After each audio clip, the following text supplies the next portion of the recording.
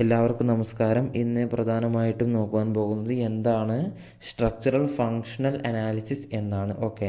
എന്നാൽ നമുക്ക് നേരെ വീഡിയോയിലേക്ക് പോകാം.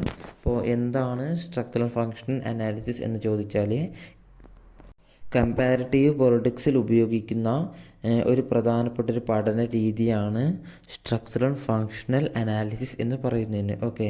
ഇപ്പോൾ ഇതിലെന്താണ് പഠിക്കുന്നത് എന്ന് ചോദിച്ചാൽ, വിവിധ രാഷ്ട്രീയ വ്യവസ്ഥിതികളെ താരതമ്യം ചെയ്ത് പഠിക്കുകയാണ് ഈ സ്ട്രക്ചറൽ ഫങ്ഷണൽ അനാലിസിസിലൂടെ ചെയ്യുന്നത്.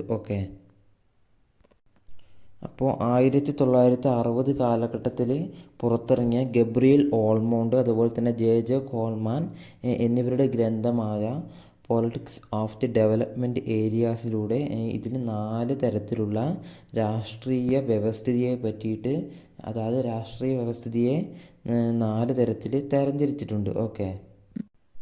എന്താണ് ഗബ്രിയേൽ ഓൾമോണ്ട്, അതുപോലെ തന്നെ ജെ കോൾമാൻ എന്നിവരുടെ ഗ്രന്ഥമായ പൊളിറ്റിക്സ് ഓഫ് ദി ഡെവലപ്മെൻറ്റ് ഏരിയാസിൽ 4 തരത്തിൽ രാഷ്ട്രീയ വ്യവസ്ഥിതിയെ തിരിച്ചിട്ടുണ്ട്. ഇപ്പോൾ ആദ്യത്തേത്, എല്ലാ രാഷ്ട്രീയ വ്യവസ്ഥിതിക്കും തനതായ ഘടനയുണ്ട് എന്നാണ് ഇതിൽ പറയുന്നത്. അപ്പോൾ രണ്ടാമത്തേതാണ്, എല്ലാ രാഷ്ട്രീയ വ്യവസ്ഥിതിയും ഒരേ കർത്തവ്യങ്ങൾ നിർവഹിക്കുന്നുവെങ്കിലും അവയുടെ തോതിൽ വ്യത്യാസം ഉണ്ട് എന്നതാണ്. അപ്പോൾ മൂന്നാമത്തേതാണ്, എല്ലാ രാഷ്ട്രീയ വ്യവസ്ഥിതിയും ബഹുവിധ കർത്തവ്യങ്ങൾ നിർവഹിക്കുന്നു എന്നത്. അപ്പോൾ നാലാമത്തേതാണ്, എല്ലാ രാഷ്ട്രീയ വ്യവസ്ഥിതിയും മിശ്രിത സ്വഭാവം പുലർത്തുന്നുണ്ട്. ഇത്തരത്തിലുള്ള 4 തരത്തിലുള്ള രാഷ്ട്രീയ വ്യവസ്ഥിതിയെ പറ്റിയിട്ട് ഗബ്രിയേൽ ഓൾമോണ്ടും ജെ കോൾമാൻ അവരുടെ ഗ്രന്ഥമായ പൊളിറ്റിക്സ് ഓഫ് ദി ഡെവലപ്മെൻറ്റ് ഏരിയാസിൽ ചർച്ച ചെയ്യുന്നുണ്ട്. മാത്രമല്ല, സ്ട്രക്ചറൽ ഫങ്ഷണൽ അനാലിസിസിലൂടെ വിവിധ രാഷ്ട്രീയ വ്യവസ്ഥിതികളെക്കുറിച്ച് താരതമ്യം ചെയ്ത് പഠിക്കാൻ സാധിക്കുന്നുണ്ട്. ഇപ്പം എന്താണ് വിവിധ രാഷ്ട്രീയ വ്യവസ്ഥിതികളെ താരതമ്യം ചെയ്ത് പഠിക്കാൻ ഇതിലൂടെ കഴിയുന്നു. ഇപ്പോൾ തത്വചിന്തകരായ ഓൾമോണ്ടും അതുപോലെ തന്നെ പവലും അവരുടെ പുസ്തകമായ കമ്പാരിറ്റീവ് പൊളിറ്റിക്സ് എ ഡെവലപ്മെൻറ്റൽ അപ്രോച്ചിൽ ഈ വീക്ഷണത്തിന് ഒരു പുതിയ മുഖം നൽകിയിട്ടുണ്ട്. അതായത് ഈ വികസനാത്മകമായ വീക്ഷണത്തിൻ്റെ വെളിച്ചത്തിൽ ഡേവിഡ് ഏസ്റ്റിൻ്റെ ഇൻപുട്ട് അതുപോലെ തന്നെ ഔട്ട്പുട്ട് വിശകലന രീതി അവർ ഉൾപ്പെടുത്തിയിട്ടുണ്ട്.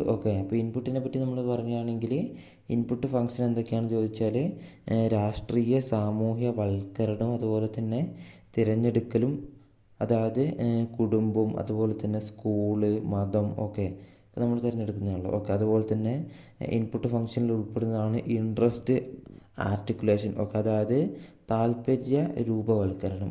അതുപോലെ തന്നെ ഇൻട്രസ്റ്റ് അഗ്രഗേഷൻ, അതുപോലെ തന്നെ അതായത് പൊളിറ്റിക്കൽ പാർട്ടീസ് ഏതാണ് എന്നത്.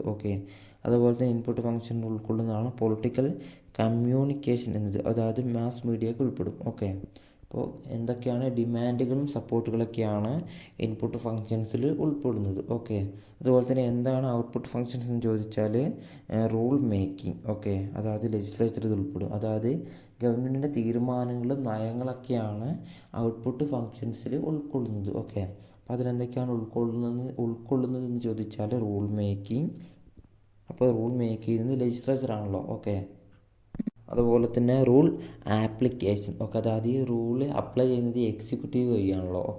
ഉദ്യോഗസ്ഥ വർഗം മുഖേന. അതുപോലെ തന്നെ റൂൾ അഡ്ജൂഡിക്കേഷൻ, അതായത് ജുഡീഷ്യറിയാണ് ചെയ്യുന്നത്. അപ്പോൾ ചുരുക്കത്തിൽ 1960-ലാണ് സ്ട്രക്ചറൽ ഫങ്ഷൻ അനാലിസിസ് ഗബ്രിയേൽ ഓൾമോണ്ടും അതുപോലെ തന്നെ ജെയിംസ് കോൾമാനും രാഷ്ട്രതന്ത്രശാസ്ത്രം പഠിക്കുന്നതിനായിട്ട് ഈ സമീപന രീതി ആദ്യമായിട്ട് ആവിഷ്കരിച്ചു തന്നെ. അപ്പോൾ ഇവരുടെ അഭിപ്രായത്തിൽ സമൂഹം എന്നത് പരസ്പര ബന്ധിതമായ ഒരു വ്യവസ്ഥിതിയാണ്. അപ്പോൾ അതിൽ ഓരോ ഘടകത്തിനും അതിൽ വ്യക്തമായിട്ട് നിർവചിക്കപ്പെട്ട കടമകളുണ്ട്.